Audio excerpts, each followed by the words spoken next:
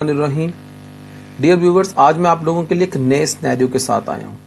बड़ा सिंपल सा है और इंशाल्लाह ताला उसे आप जल्दी ही अंडरस्टैंड कर जाएंगे कि वो बेसिकली क्या है।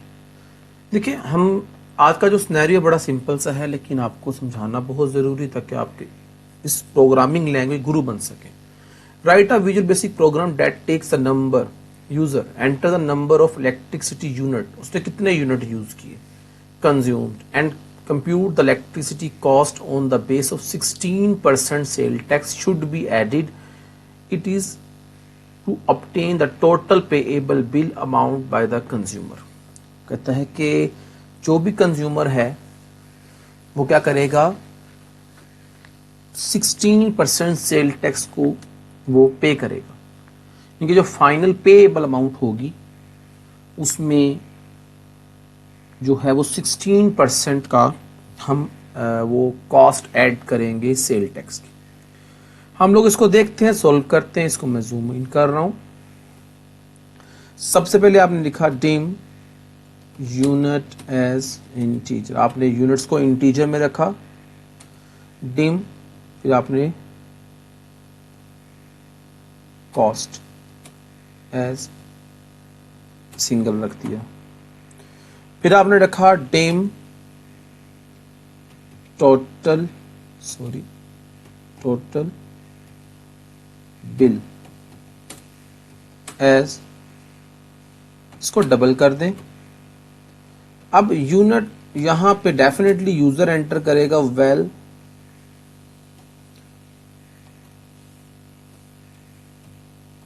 Input box enter the units. जो कंज्यूमर ने यूनिट्स को यूज किया वो यहां पे ऐड करवाएंगे।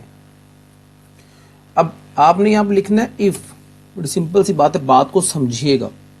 अगर साथ आप इसको भी देख लें, इस चीज को भी देखें तो आपको समझ आएगी कि अगर तो कॉस्ट, क्योंकि अगर कंज्यूमर ने 1 से लेके 100 तक का यूनिट यूज किया तो 7 रुपए का यूनिट पड़ेगा। अगर 101 से लेके 300 तक यूनिट तो 10 रुपए का पड़ेगा। और अगर 300 से अबव जितने भी वो यूनिट यूज करता है तो उसको 13 रुपए, मतलब 13 रुपीज का एक यूनिट पड़ेगा। ये सिनेरियो आपने माइंड में रखना है। चलें जी, अब कहता है इफ यूनिट्स, अब देखें यूनिट्स नहीं, unit greater than 3 equal to 300, then क्या होगा जी, हमने यहां पे कॉस्ट निकाल ली तो कॉस्ट क्या आएगी, is equal to unit multiply by 13 rupees. यहां पे ऑटोमेटिकली कॉस्ट जो है वो कैलकुलेट हो जाएगी। एल्स इफ द यूनिट, अब आपने यूनिट को देखना, आपका जो यूनिट है वो ग्रेटर देन इक्वल टू 100 है, देन अगर वो ग्रेटर देन और इक्वल है 200, क्योंकि 200 से बढ़ा या इक्वल 200, देन 200 से ज्यादा और इक्वल टू 200 तो उसको कॉस्ट कितनी पड़ेगी जी, cost is equal to unit multiply by 10 rupees. Else क्या होगा जी, एल्स वाला केस, एल्स वाला केस जो सा मर्जी बना ले, लेकिन आप यहां लिख दें एल्स इफ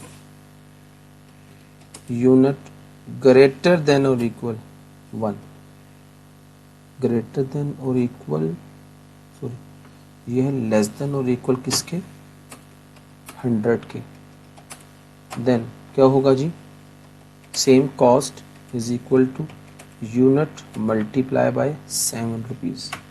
7 रुपए के हिसाब से यूनिट पड़ेगा। एंड इफ, यहाँ पे मुझे थोड़ा डाउट लग रहा है कि अगर यूनिट 200 से अबव है, 200 से अबव हो गया कि 300 से लेस, और यहाँ से आप कर दें ग्रेटर देन 100, इक्वल का सिंबल यूज नहीं करेंगे हम। ग्रेटर देन 100 और लेस देन 300 है तो यूनिट पड़ेगा उनको 10 रुपीज का। ठीक हो गया, आप मैं सेटिस्फाई हूँ इंशाल्लाह ताला। ठीक है, अब आपने टोटल जो पेएबल बिल निकालना है, total bill is equal to cost जमा कॉस्ट जो बनी थी उसका मल्टीप्लाई करना है 0.16 बिल पे हुआ, उसके ऊपर जनरल सेल टैक्स लगना है। टैक्स लग गया, ओके ओके जी। अगर आप चाहें तो यहाँ पे टैक्स अलहदा से निकाल लें, उसमें ऐड कर दें। जैसे हम यहाँ पे काम करते हैं, डिम हम टैक्स को जो है वो अलहदा से जो है सेल टैक्स का नाम सेल्स अंडरस्कोर टैक्स, आप सिखा देते हैं जनरल सेल टैक्स एज, इसको कर दें सिंगल। अब इसका मतलब क्या हुआ कि यहाँ पे अब आप लोग क्या करें, टोटल बिल की जगह पे इसका नेम रख दें आप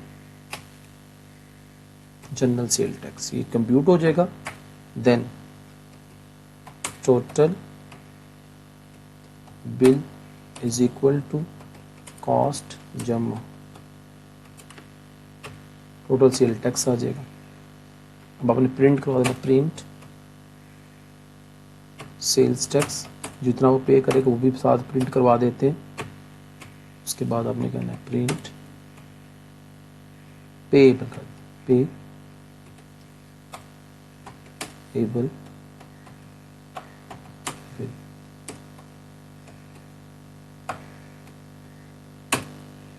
एंड ऑपरेटर, यहाँ पे आ जाएगा टोटल बिल आ जाएगा। तो डेफिनेटली आपका ये प्रोग्राम भी क्लोज हो गया। अब इसको हम रन करके देखते हैं। इसको आपने क्लिक किया, आपके पास यहाँ पे यूनिट्स आ गया। अब यूनिट 500 ऐड कर देते हो जी, यूनिट आपने 500 ये ले जी। आप लोगों के पास ये टोटल सेल टैक्स इतना आ गया, उसके ऊपर 500 यूनिट्स आपने चलाए, और उसके बाद जो पेएबल है इसका 16% जब हमने उसके ऊपर टैक्स इंक्लूड किया तो टोटल पेएबल जो उनका टैक्स, और उसमें जमा ऐड कर दिया आप लोगों ने जो उसके ऊपर 16%। आई थिंक सो थोड़ा सा मुझे लगता है ये रॉन्ग आ रहा है, इसको एक बार इसकी टेस्टिंग चेक कर लें। 13 रुपीज़ यूनिट कि मैंने 5, तो मैं इसको ऐसा करते हैं, थोड़ा सा ब्रेक पॉइंट पे चेक कर लेते हैं। हमने यूनिट ऐड करने हैं, चलें जी। ये रन हुआ, कॉस्ट एंटर किया आपने 300 कर दिया जी, ओके किया।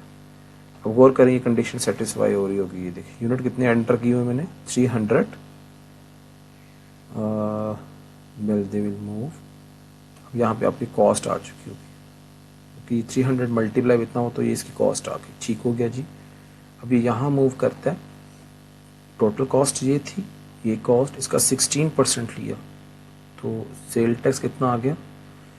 और यहाँ पे मिस्टेक हो रही है, समझ आ गई मुझे, क्योंकि यहाँ पे मैंने एक एक्स्ट्रा कॉस्ट लगा दी। डायरेक्ट हमने यहाँ पे तो सेल टैक्स निकालना था, अब ये 100% हो गया।